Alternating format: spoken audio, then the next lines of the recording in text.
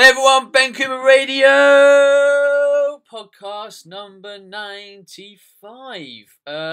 I'm with the elegant, beautiful, if you're watching on YouTube, bandana upped, branded up, Rachel Guy, recording from Marbella. How are you? I'm very well, thank you. How are you? I am here in sunny Marbella. It is about 26 degrees at the moment. It's 20 past 11 in the morning. I'm sat here on my balcony looking over the ocean, so it's really nice. And yes, I am branded up. I do have my USN singlet on here. But it's not a bandana. It's not a singlet. It's called a vest. Come on. Oh, sorry, that's my Aussie coming through. I do have it's not a bandana. We don't allow Aussies on this show, actually. You're only on it because you're Welsh. Oh, thanks. I am very well. Do you know what? Since I've been over here, there's quite a few British people over here. And so many people have said to me, "Where are you from?" And I'm like, "Oh, I'm from Wales." And they're like, "No, you're not. You sound Australian." So I'm like, "Oh, really?" So apparently I've picked up an Aussie twang on, and I have a bit of a hybrid accent now. So you have. There we go. I'll have to turn my Welsh on then. If I turn my Welsh on a little bit, and people know where I'm from then. Yeah, do it. I like it. It's such a funny accent. We've got loads of really cool accents in the UK, but to be fair, we've got some horrible ones as well. I know. And let's not quote them because I'll probably end up getting lynched the next time I go there to do a seminar or something. So I'm going to shut up. I know. Well, a little bit of a different attire to our last podcast that we recorded in our onesies. Yeah. We got some funny comments on Twitter about that. I know. Like croc-related Twitter banter. It was good. Yes, Benny, your outfit was very snappy. I saw that one. That was a good one. Yeah, it was a good one. That was a good one. No one's commented on us singing where we were singing to Top Gun. Oh, no, they haven't. Perhaps everyone liked it so much. I don't know. Yeah, they must have hated it. We did milk it out. They must have hated it, and it was so terrible that nobody could actually bring it up. No. To be fair, we can't sing. I can. No, you can't, because I remember in February when you were in my car in Australia and we were singing, it was terrible. Both of us. Me, you, and Phil Learning. It was terrible singing. That's because compared to Phil, everyone's bad. Phil's like he could be in the opera. That guy's got it. He's got it. He's got a set of lungs on it, doesn't he? Yeah, anyone who's listening to this podcast and happens to go to a Phil Learning seminar soon, ask him to break out in song and you'll get it. Oh, the guy, he's got bellows. He loves a bit of 80s, doesn't he? He does. And when he does that arm movement and stuff with it. Yeah. Bit of car dancing. Good old disco Phil. Oh, yes. Oh, yes. Well, we've got the biggest question ever on this podcast today, and I think it might take half an hour to get through you actually reading it. So I hope you're like pepped up and ready for the questions today. Well, you've only just sent them to me, so I haven't even pre-read them. So we're just going to go for it. But I have to say, this is a very long question, so let's just get into it. But it's nice as well. Like, it is. There's an awfully good story in here. It is. It's a good one. But before we start, do you have any news that you want to tell us? No, not really. No news? No. I probably gave people so much news last time. They're like, just people listening are like, get on with it, Ben. Come on. Just get on with it. We only listen to you for one reason. It's not your banter. You sure? I think people quite like our banter. You never know. I might think of some news as we go, but no, we're all good. Okay. All right. Awesome. All right, so this question is from Mark Wilson. It is, like Ben just said, it is the longest question we've had on a podcast. It's a page long, so here we go, but it's a good story. Since August 2011, I have dropped from 24.5 stone with a body fat percentage of above 42% to around 15 stone with a now 18% reading through the use of those incredibly accurate BIA scales which shoot electricity up through your feet. I'm 36 and I'm 5'11", but I do have a family history of having quite large, dense bones, which is why I probably look lighter than I am. These changes I have been through have been a combination of a complete overhaul of my diet and starting to exercise again, initially through spinning, interval rowing, and circuits of body pump. It is safe to say that my body composition has now changed significantly in that time. My diet used to consist of essentially eating junk food. These were the days where I would eat a 12-piece KFC deluxe boneless box just for me, or it would just be some chicken dippers, wedges, and a large pizza from Domino's. If I went to the chippy for tea, I would get a sausage and chips, and I'd just eat it in the car before I got home, and then I'd have the fish and chips as well. Oh my days. Yeah. That's a lot of food. It keeps going. At work, it would be crisps, chocolate, sugary drinks, etc., and I needed a change. Just a side note here, I don't think this is like, I mean, we say like, wow, this is a lot of food. Like, you know, in Australia and obviously in the UK, I don't think this is uncommon, which is why I think this question is really important. Yeah, no, you're right. Whether people actually admit that they eat like this, however, is a different matter. Anyway, I digress. About February 2013, I changed my training to become more focused on high-intensity circuits, using a combination of plyometric exercises and the good old-fashioned killer things like burpees. Think that horrible insanity training style, and you're not too far wrong. I also got, quite frankly, mental with my diet and was suggested by my trainer at the gym to limit my daily intake to 2,000 calories, often 1 to 200 calories less, and kept things moderate carbs between about 70 to 110 grams a day, and still limiting fat intake to about 30 to 40 grams a day. I knew I needed to eat fat, but having a history of being so overweight left me so cautious and anxious about straying back there. I don't think there was any real basis for choosing the calorie intake number other than that equated to 500 calories off the recommended intake for a meal a day, that would equate to a deficit of 350 calories a week, which would lead to 1 pound of fat loss a week. Simples, right? You know what? It worked for a while. About September 2013, I noticed that no matter what I did, how intense I might the exercise, or how closely I would monitor my weight or fat, there would be no change. I started to feel tired and like really dog tired. I started reading around, and I started using TDEE calculators, which was just shocked about how high the numbers were that were spat out for me. No way could I ever go back to eating that much. Not because I don't enjoy food, but psychologically it just felt too much for me. Rachel, let's I know this question's huge, so let's just maybe interlude so far. Not to kind of summarise in any way, but just to go over a real key point that I think is important for people in the weight loss battle. I mean, obviously, you know, this guy that was losing weight was really big. You know, what was it, 20 odd stone, eating a huge amount of calories. So, you know, his calorie intake was obviously always going up, and his metabolism was revving not at that calorie intake, but, you know, not far off it. But, yeah, granted, he was still gaining a lot of weight. So when anyone goes on a diet journey and their calorie intake reduces, their metabolism is going to start to match that, because we're incredibly adaptive people. It's when we train, we have to change our training regularly because our body adapts and we need to give it a different stimulus.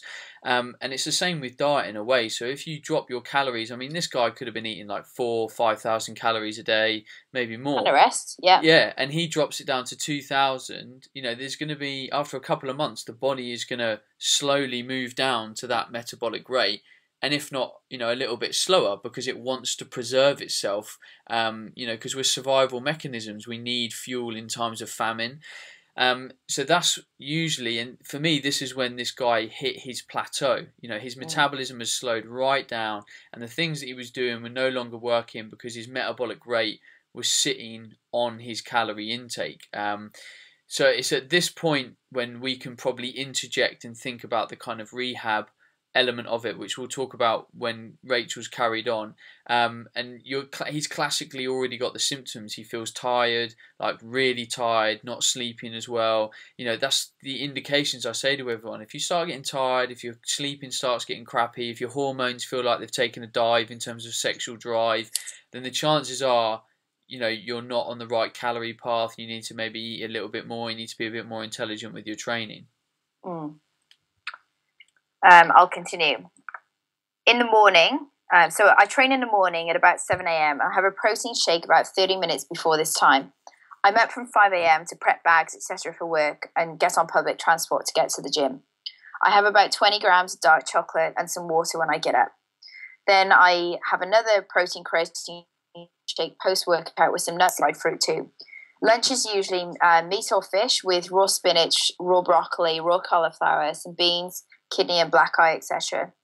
Maybe some tomato or raw carrot is also thrown in for some colour, and maybe even some avocado. Generally, I head home from work. I'm an IT project manager about 6 p.m. and dinner is usually around 7:30 to 8:30, depending on transport.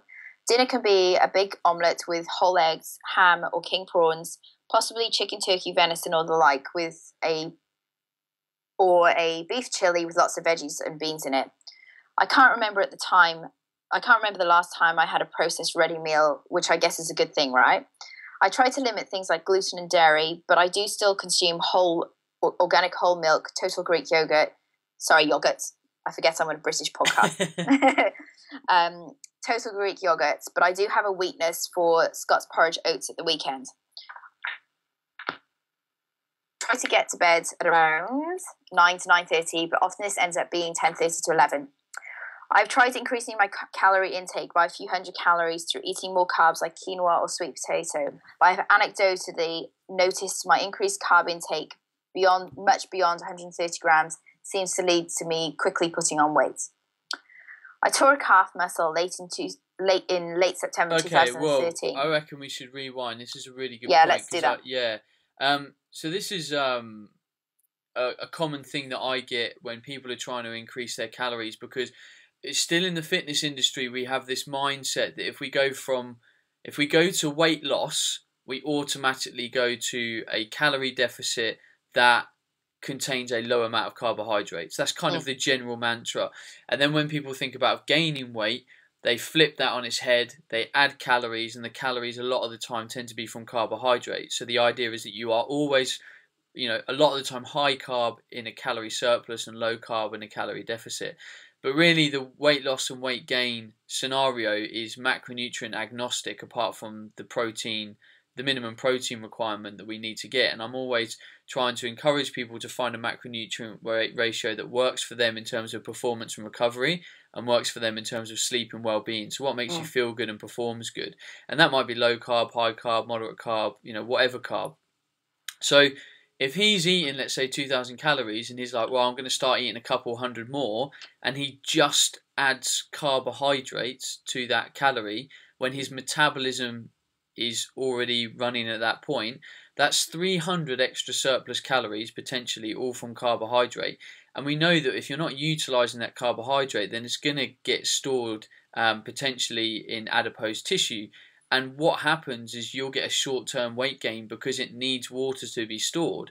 So a lot of the time when people change their diet, both from fat loss to muscle gain, you're going to see a shift in maybe 4 to 6 pounds of weight because of the change in water. So if you change your carb intake, it's like you might have a hugely carby meal at night and almost put on a pound or two overnight. That's because your body draws in water to store that carbohydrate. So it's not really directly been stored as fat or muscle. That's just the way that the body physiologically deals with the macronutrient that is carbohydrate. So it's a good thing to bear in mind, because people get alarmed about, like, they've gained a pound or 2 pounds overnight, or when they go on a diet they really quickly lose 6 pounds. Well, you do and you don't. You do because it's just a change in water content in the body. Yeah, I think I had this conversation with somebody the other day. Somebody was talking about DEXA scans and then various other different ways of measuring body fat. The truth is that if you want better, you've got to do it by pictures. There are flaws in every sort of, yes, DEXA is the gold standard, but there are still errors in DEXA scanning. So if you really want to know what you look like, because essentially, do we really give two shades of shit what we weigh? I frankly, I don't. People freak out when I tell them what I weigh. They're like, really? Do you really weigh that much? Because it's all about what you look like. And especially when we're in an industry which is, let's be honest here, you might train for rugby, but the truth is we both train to look good naked.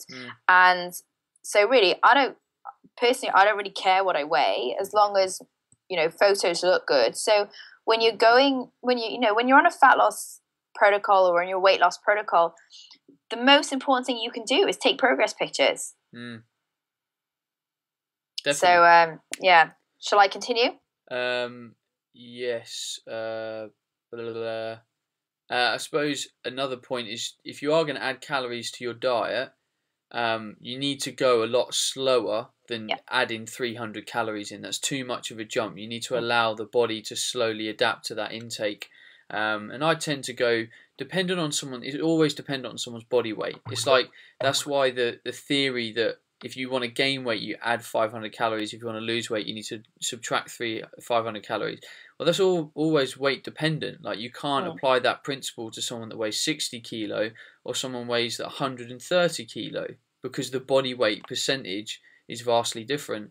So add calories very slowly, probably 60 to 120 calories a week, depending on body weight, and then probably add them from just all the macronutrients. Just slowly bring it up, and then if you're training to really hard and intense, then you can make that a greater percentage of carbohydrate because the chances are your muscular tissue will be utilizing that fuel essentially, and will store it effectively in muscle tissue. Yeah, something that Lane Norton does as part of reverse dieting and actually dieting down as well. So he will add in sometimes just 10 grams of carbohydrates a day into somebody's diet, or 2 to 3 grams of fat a day, which is actually nothing. I mean, if this is where if you are tracking your macros and your calories, this is where you're going to notice it. But for it may just be as simple as an extra teaspoon of butter in your meal, and there's your extra calories. So depending on how strict you've been, it can be such small increments. It's not like it's going to be a whole nother meal or an extra 2 tablespoons of almond butter. It doesn't work like that. It's just very, very small increments. I actually recorded a video on this last week, which will go up on YouTube at some point, about the dangers of aggressive dieting, because what people don't realise is, yes, you'll lose weight quickly, but what we're dealing with at the moment in the fitness industry is a huge amount of people that have done a huge amount of damage. And now we're all having to try and work out a way how to rehab these people safely and effectively. And no one wants to do what we're telling them to do because it's a long process. I'm like, I'll be honest, you fucked your body up. You've screwed it up. You've been aggressive. You've put it into a hole. You can't go back like this guy's done. You can't make jumps of 300 calories. Honestly, we're going to be working up your calories like 40, 60, 80 a week. You're going to have to be counting everything. You're going to need to know what every morsel goes into your mouth. And I'm sorry, but that's just the way that it happens. Like that is the road to recovery. And I think I mentioned this on the last week's podcast. Like, I shit you not, you will not be able to rehab your body effectively if you don't take a literally baby step approach to rehabbing your metabolism and your health. And the same goes when you're looking at massive fat loss. We see it all of the time, and it's not just going from obviously we see it a lot in competitors who are already in relatively decent shape, and then they do some stupid competitive diet which just consists of fish and broccoli for weeks and weeks on end. Fish and asparagus for weeks and weeks on end. And then, so you have these ridiculous diets which are pretty much nutrient deficient. You also see it in the other extreme where you've got people who are clinically obese and then they get put on a very, very restricted diet, when really all it would take was them to stop eating such junk food and just start very slowly. And when I say stop eating junk food, probably actually not immediately. You're just going to have to start reintroducing meals, and obviously it depends on personality type as well, but start introducing nourishing foods into the diet, more vegetables, more fruits, more better quality proteins, better meals, and then just really, really slowly. And you're just going to basically have to meet in the middle somewhere where the junk food comes down and everything else goes up, and you find somewhere in the middle, because some people that will work with. For others, depending on other personality types, you are going to have the complete switch where you basically just switch from your junk food into nourished, balanced nutritional plan, but not a severe calorie restricted one. No, I agree. We continue? Yes, we'll continue. So, Mark says, I tore a calf muscle in late September 2013. and I used it as an excuse to start on Wendler 531, which I've been looking at for a while. SRMs are overhead press 5 kilos, deadlift 160, bench 120, squat 155. I hope to improve on those as I prefer the strength type training rather than typical hypertrophy pump style of training. I'm currently almost finished cycle 3 of it. I do that Monday to Thursday, and then I have a boxing session on Friday morning to get rid of the week's stress and maintain some kind of fitness.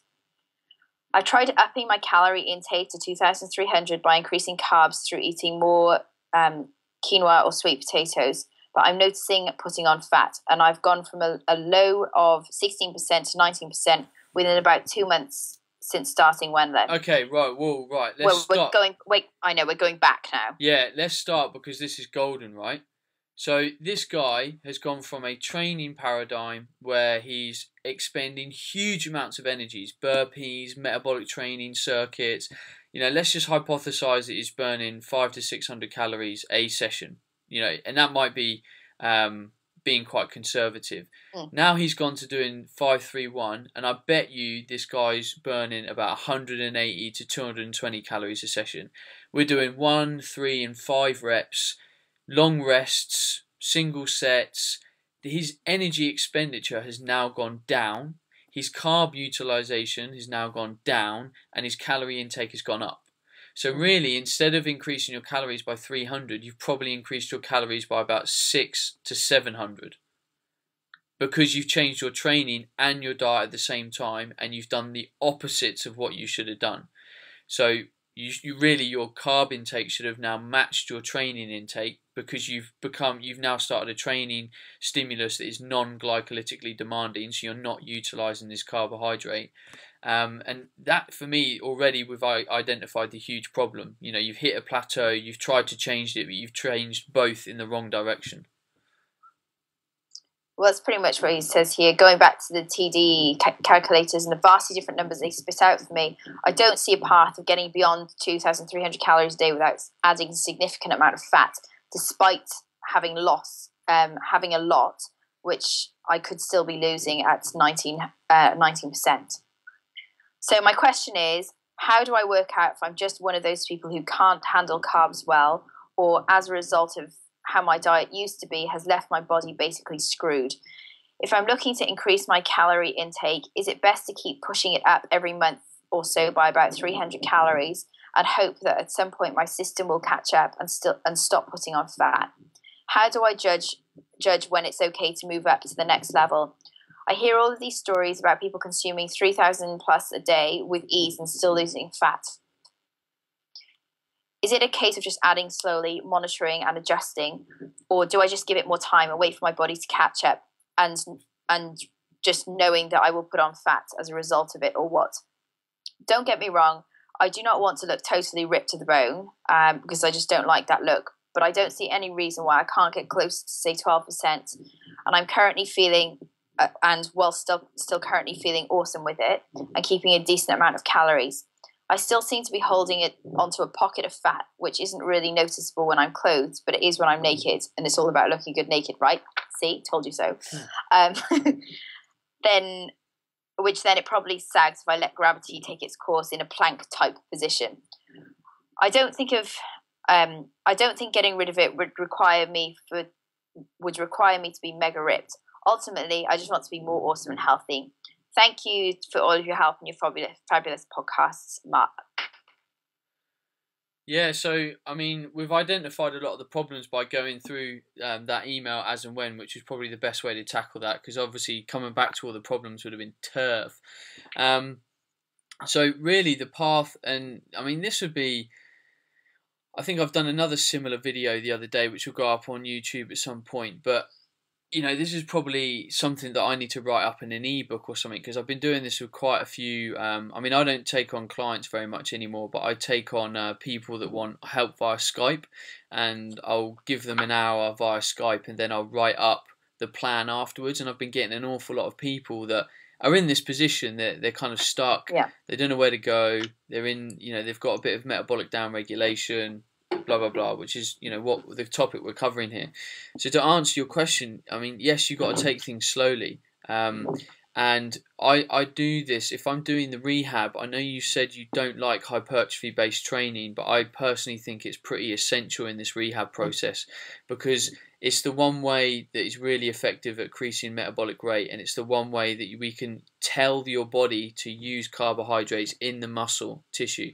So we can give your body more calories and the body will use it in the muscle tissue. So let's say you're at 2,000 calories and that is your maintenance level. I want to try and bring that maintenance level up and then probably try and diet you down again. So you might start at 2,000 and increase your calories by 80 each week. And 20 grams of that might be carbohydrate, for example, and the rest made up of a bit of protein, a bit of fat. And you just keep doing that every week, and you're training with a hypertrophy-based program. You're training harder and harder each week. You're trying to push yourself. You're using those carbohydrates more in the post-workout window, so we're enhancing how that's being shuttled into the muscle tissue. And that's really how you need to go about it, and you just need to doing it slowly. And I can imagine you'll lose a bit of fat, and then you'll kind of plateau again, and then you'll start to see some fat gain as your metabolic rate rises. So let's say we get your metabolism to like 2,800, 2,900, for example, then you start gaining fat again. That point you kind of drop back down. Let's say 2,700, do we guesstimate, is your BMR, and then we kind of say, right, we're going to sit here for a little bit. We're going to let your body to just rest and maintain a bit of homeostasis, and then let's diet down again. Let's diet properly. Let's do it sensibly. Let's probably hit for about a 10% calorie deficit, and then when we hit your goal rate, let's come back up again. I think it'd be a good idea if you could write an ebook on that. I mean, it's definitely something that it is talked about in the industry, but it's certainly not mainstream. And we have to think about people here who are coming from a point where they've realised that you need to lose weight. Now, unless you're trained in the fitness industry and you know who to go to, where do you get your information? And they're getting this information from mainstream media. So this information needs to be accessible via mainstream media, or certainly be accessible on the internet, so that when someone Googles, how do I lose a substantial amount of weight in a sensible fashion, these are the things that need to be available to them. So get on with your ebook, Benny. Yeah, that and the other 10 that I want to write. Jesus. I know. It's a bit like that, isn't it? Oh, man. It's, just give me another 10 hours in the day and I'd conquer more of that world. I know. It's a little bit like that. It is. But I think that's a great question. I think it's very, very common. And I just don't think it's talked about. And I certainly don't think people actually freely admit when they are that overweight. I don't think people actually freely admit how much food that they're actually consuming. So it's a very brave thing to do. To accept you need to adapt you need to accept, adapt, and overcome. And in order for that to happen, you need to be honest with yourself in order to start accepting. Oh, I totally agree. Good question. But Mark, great question. Thanks for sending it in. I was a little bit scared when I first saw the size of it, but I think we pulled out some really good information there. So absolutely top draw. Awesome. So the next question is from Joe from London. Dear Ben and Rachel, I've been catching up with all the podcasts and I really enjoy them, and I don't think my question has yet been covered. I was recently diagnosed with IBS and I have been trying to get on top of the symptoms and what triggers it whilst weight training for strength and trying to improve body composition. However, when I get a flare-up of IBS, it affects my training and diet hugely, as well as my mood and well-being. I'm aware of strategies such as FODMAP diet and drugs to control the spasming of the colon. However, as I do not want to take drugs forever, I was wondering if you had any other issues with IBS and how to cope with it and possibly improve it all while maintaining performance and improving body composition. As I have seen people who say they used to have IBS no longer have trouble with it. Thanks for any help you can give. Well, I'll firstly say I haven't really spoken about this openly on any platform. I still struggle with severe IBS, and I got diagnosed when I was 12 years old, and it's been a daily factor in my life. I'm 30 now, and it's been a daily factor every single day.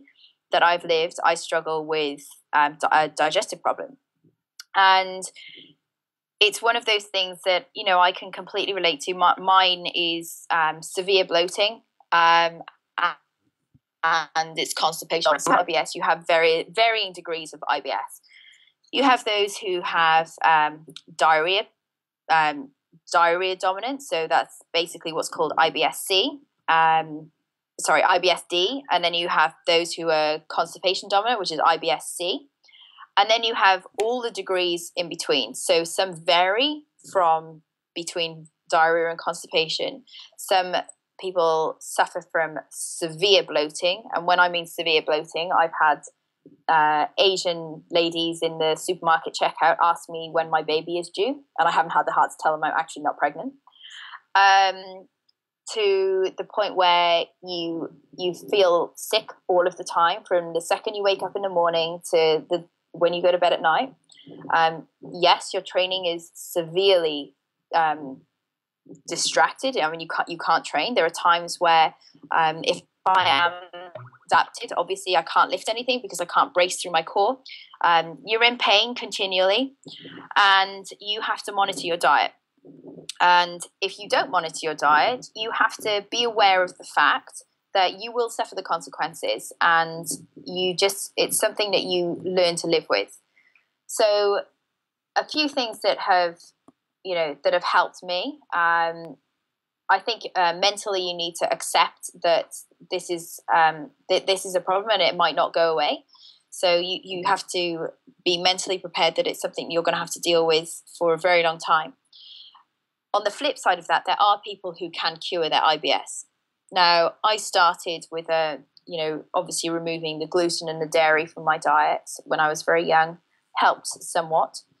The journey continues, and I've seen gastroenterologists all around the world. I've flown to some of the best doctors in the US, seen the best doctors in the UK, obviously down in Sydney, Australia. I've had all sorts of pretty invasive procedures.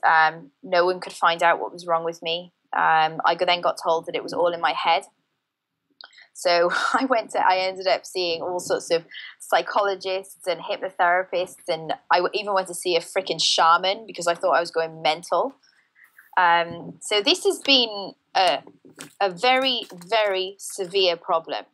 Now, even more pressure is put on, obviously, when I am a trainer. My body is my business card, and it's very hard to become very lean when you have a digestive problem. Your water retention fluctuates on a daily basis. So there are foods that there are particular foods that you will eat which will flare you up, and there will be times where you wake up the next day and you are literally 2 to 3 kilos heavier because of what you've eaten the day before. And it can be something as small as, if you're on a FODMAP diet and you fall off it, and something like garlic or onion has crept into your diet in something that's hidden. It can be something that small which can literally knock you off your perch if you're particularly sensitive for 10 days plus on ends. I mean, mine's now pretty good, but I have bouts sometimes where particularly during stressful periods where I can be 6 weeks or more until I'm back on track. And for me, I kind of had a bit of a breakthrough with mine last year when I went to see a gastroenterologist in Manchester. And my mum found him because he'd been writing some things in the Daily Mail. So my mum sends me all this stuff. And his name was Professor Peter Warwell, and he specialises in IBS. And he takes a different approach compared to what most people do. Now, I went to him at this stage last year thinking, I know everything there is to know about IBS. Bear in mind, obviously, I'm in the industry. I've seen the best doctors in the world. I thought I knew it all. And I went in there and I told him about my diet. And bear in mind, at the time, I was eating a diet consisting of whole foods, single ingredient foods. I wasn't eating any of the FODMAPs. I wasn't eating any of the nightshades. My diet was literally consist of meat, vegetables, and fat, and the odd, the odd starchy carb here and there, consisting of Sweet potato, which I kind of had a gut feeling, so to speak, I knew that bloated me. I was also eating things like brown rice because I thought it was good for me. I was eating things like gluten-free bread, but with like the bits with grain in it. So anyway, when I went to this, he said to me, I need you to remove fiber from your diet. Now, there was a part of me that was like, how can I possibly remove fiber from my diet? Like I've got, I have lots of fiber in my diet. I know it's important to keep my gut healthy, etc., etc. So I had now a real conflict where I had somebody telling me to remove fiber from my diet because my body couldn't handle it. Yet I had constipation dominant IBS. So in my mind, I was thinking, I need all of this fiber to help me push stuff through.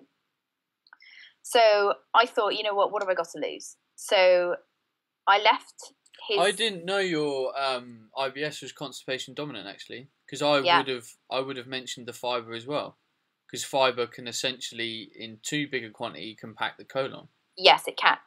So I didn't have fibre from things like I always knew things like psyllium husk and stuff totally blocked me. Yeah. So I was most of my fiber came from vegetables and things like that. So after I left his meeting, he basically said to me, I need you for the next 6 weeks to live off a diet of white bread. So he said nothing about gluten. He said white bread, white rice, meat, fat, no dairy, and eggs. He said, that's it. No vegetables whatsoever. No vegetables, no fruit, no nothing. So I'm now thinking, wow. I'm thinking, what the hell? So I'm thinking, okay, body composition wise, this isn't going to go down well, but what the hell have I got to lose? So in June last year, when I got back to Sydney, I started this diet where I literally ate rice, meat, eggs, and coconut oil and olive oil every day for 6 weeks, and that was my diet. And needless to say, my IBS got better to the point where I was like, wow, okay, this guy's onto something. So I started reading a lot more, and I am in fact intolerant to fiber in my diet. Now I've got to the stage where I actually can't have any fiber at all in my diet. Now I've been very reluctant to talk about this, and it's taken a year. Here it is. Here's the confession. It's just come out. But it's taken me a year to talk about this. And I never talk about my diet online because people see the way I look now. If I was to print my diet and if I was to talk about exactly what I eat right now, people will copy it. And it won't work for them. So anyone listening to this now, the diet that I'm on now, I don't eat vegetables because of my medical problems. I do eat a lot of fat. I do eat a lot of protein, and my micronutrients come from. I basically have varying greens powders. I have vegetable juices, etc., which I'm absolutely religious with. So that's where I get my nutrients from. But until now, I've been very reluctant to talk about this online because I can tell you now, even if you have constipation dominant IBS and all of your symptoms are the same as mine, the diet that I am on will not work for you. You need to find something that works for you under the guidance of a clinical professional. So, but I'll finish up by saying here, don't give up. You have to keep fighting a battle every single day. And one thing that I did learn that was really, really good, and I use this a lot now with my IBS girls who come through Athletic Fox, is you have to think of the management of your symptoms on a scale of 1 to 100. Now, 100 being basically the edge of the cliff. Now, if you reach on your scale of 1 to 100, if you reach 100 on your scale, you're going to end up with symptoms. An example would be, say, 50 points on this 1 to 100 scale comes from food, so the types of food that you're eating. So for me, I try and control my nutritional plan as much as I can to have a low fiber diet, which is full of nutrients. Single ingredient foods, I still stick to the same principles, so that I try and keep those numbers as low as possible. Obviously, if I'm traveling, if I'm away, if I can't have the foods that I usually eat, my point scale might go up to, say, 60. add on top of that, if I'm not sleeping appropriately, that might add on another 20 points. So now my scale is up to 80 points. Add on stress on top of that. If that stress then shoots me over that 100-point limit, I know it's game over. I know. Mm-hmm. And, I'll just obviously I've been on holiday now for 10 days. I feel great. I'm sleeping well. My digestive system is great. I don't have any problems, so to speak. Obviously, I'm not eating big salads and things that I used to eat anymore, but generally speaking, it's very well managed. Prior to me leaving Sydney, the whole month before leaving Sydney, I was struggling every single day, and it was a stress management thing. So stress management, trying to make sure that I was sleeping enough, making sure everything's under control. So it's on a point system. So really, you do have to manage it. And, as far as this question is that Joe sent in, you don't need to be on drugs to manage this. And when we're talking about a spasming colon, is your colon really spasming, or is it just the fact that you're eating the wrong foods which are causing irritation? Things like, I would definitely bring in probiotics here. Probiotics are very important. But definitely you don't need to be on medication to control this. But, there's a little bit of my background. I've probably taken about 15, 20 minutes telling you about what I've done with my IBS, but I think it's important because I've tried everything. I've been seen and done, and I've tried everything. But the moral of the story is, don't give up. You have to continue finding different things to suit you, and don't just do say you're aware of the FODMAP diet. Don't just do FODMAPs for a week. You're going to have to consistently be on a FODMAP diet for, I would say, 4 to 6 weeks before you start to really see and notice a big difference. No, it was amazing you sharing that information because, well, I would describe that as quite an acute IBS issue. Like generally when we talk of IBS, I would say we can solve it a lot more simply, a lot more readily by some of the approaches that we've talked about in the past. Absolutely. On the podcast. For people that need more in-depth guidance and more information on it, my video building performance from the inside out would help you hugely in terms of how to do an elimination diet, what supplements to bring back in, and how to rehab the kind of gut. But fiber is another one. Yeah, like you said. I mean, there's a really good book called The Fiber Menace, and that talks about kind of fiber, and we're not demonizing fiber in any way, but we're kind of showing the potential problems that it can have for different types of people, and in your case the constipation issue. Remember, fibre acts as like a sort of squidgy gel going down the colon to try and help everything go out, but if that colon doesn't work efficiently, then that gel that is sticking things together can help stick the whole colon together and essentially contribute to constipation. So that's why IBS is very individualistic, and it's great that you mention stress, and how stress can, we're going for a really hard time at work, we're going for a relationship breakup, whatever. This kind of stuff is going to play on the gut. Everything in the body is connected. The gut and the brain are very intimately connected, and we need to understand and appreciate those things. Absolutely. And it's what, like I said, I've been reluctant to talk about it because yes, I've been dealing with this since I was 12 years old. I'm by no means an expert on it, which is why I've never written a blog about it, because it's so in depth. And I think the best way to, like you said, I have a chronic issue. I have a chronic medical condition. Most IBS that we see in the general public, and this is, just clarifying what you've just said here, most IBS can be solved very easily by a good elimination diet, rehabbing the gut, installing good nutritional protocols, making sure that we don't have any inflammatory foods in there, and usually the problem does go away. So I'm, trust me to be difficult.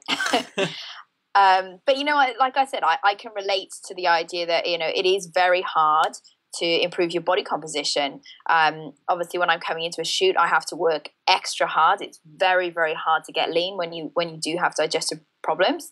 No matter how well controlled they are, you will have flare-ups, particularly if you have a chronic problem. So, what would your summary of advice be for Joe? I mean, I would certainly say getting your building your body from your inside out. Yeah. Well, I mean, I may recommend that. One thing, I would, I don't want to point any finger in any way, but Jo in her email says, "I'm aware of this. I'm aware of that." You haven't actually said if you've done it, and you've done it for a good period of time to actually find out if it's helped relieve the issue. Yeah. And without doing these kind of things, it's like I say to people, like, people should do an elimination diet for at least a month so they can start to gauge and really increase the sensitivity of the problem, then reintroduce the foods, then find out, then probably bring the food out for at least 3 to 6 months, and then go on an aggressive repair protocol.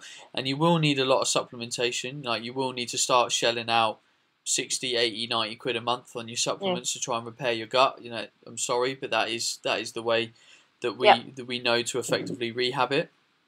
And yeah, there's, like most things, there's going to need to be a time investment. So it's not to say that you haven't tried these, but you intimated differently in your email.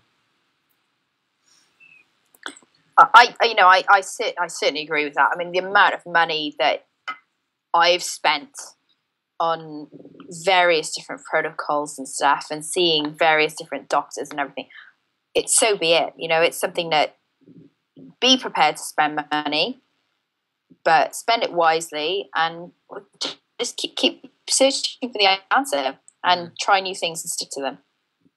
Definitely. If it's not working for you, try change, do something else. Yep, that's the ticket. You got to try these things, people, and you got to see how it works. And if it doesn't work, then scrap it. Exactly. Right, anyway, Rachel, we're gonna save these last 2 questions for next time. Okay. Because we've been recording a while, and I have used up my time limit. I'm sorry, I didn't realise there wasn't a time limit. Well, yes, you are. You get an hour of my time. That's it. I spent I hogged the time today. Yeah, Rachel was telling me her Marbella debacles, so we had to cover that ground first. But anyway, you don't want to hear that. Thank you very much for listening to the show. I hope you guys learned some cool stuff. I thought both those questions really brought out some really good information today, so I'm really happy with that. Rachel, have an amazing time on holiday. Thanks, Benny. If you've enjoyed the show, please share it on iTunes, share it on Stitcher, share it on Facebook, share it on Twitter, share it with your friends. Try and get more people involved in improving their health and increasing their performance and feeling awesome. Feeling amazing. And until next time, me and Rachel will see you on podcast 97. Until then, ciao. Hey everyone, Ben Coomber Radio, episode number 94. I have on the line, a very clever individual, far cleverer than me, so when she does talk, pay attention, because it will make far more sense than I do. Hello, Rhonda Patrick.